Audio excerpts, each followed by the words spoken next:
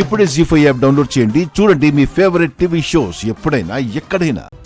ఇప్పటికీ నన్ను హేళన చేస్తున్నారు,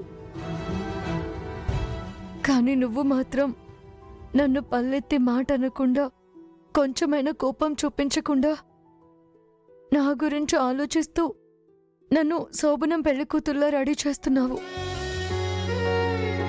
అందరూ ఆవేశపడి కోపంగా చూస్తూ నన్ను బాధ పెడుతుంటే నువ్వు మాత్రం నా వైపు నుంచి ఆలోచిస్తున్నావు పెద్దమ్మ. నీ స్థానంలో మా అమ్మ ఉండున్నా కూడా నన్ను క్షమించుండేది కాదు. నువ్వు మా అమ్మలా నన్ను చూసుకుంటున్నావు పెద్దమ్మ. మా అమ్మలా ప్రేమని నాపై చూపిస్తున్నావు. అమ్మని అడగాల ఇసుమంత ప్రేమ కోసం. నాకు మరో జన్మంటూ ఉంటే ఖచ్చితంగా నీ కడుపునే పుట్టాలని ఆ దేవుణ్ణి కోరుకుంటున్నాను పెద్దమ్మ.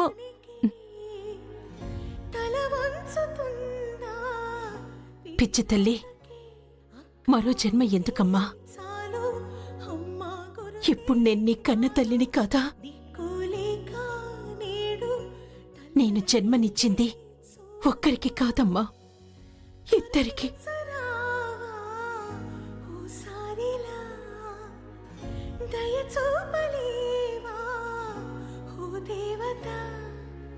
అక్క చెల్లెలి బంధం, అమ్మను మించిన త్యాగం, మమతను కమ్మిన మేఘం, పడమటి సంధ్యారాగం.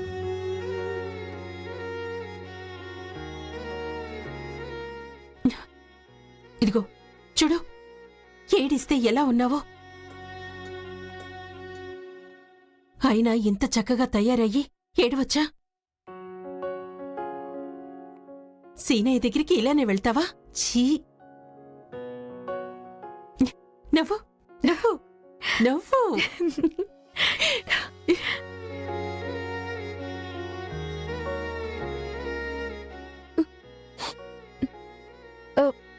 పెద్దమ్మ,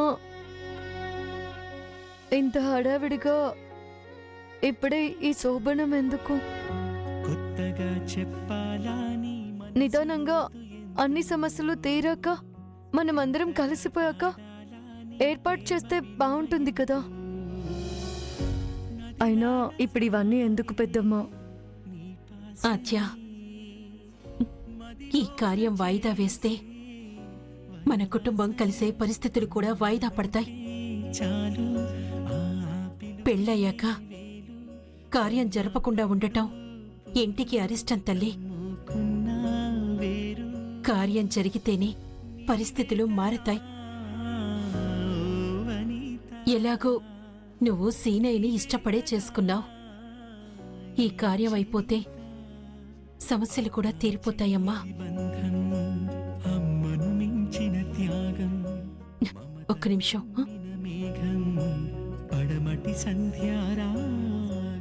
జీ5 యాప్ డౌన్లోడ్ చేసి అన్ని ఎపిసోడ్స్ పూర్తి ఉచితంగా చూడండి.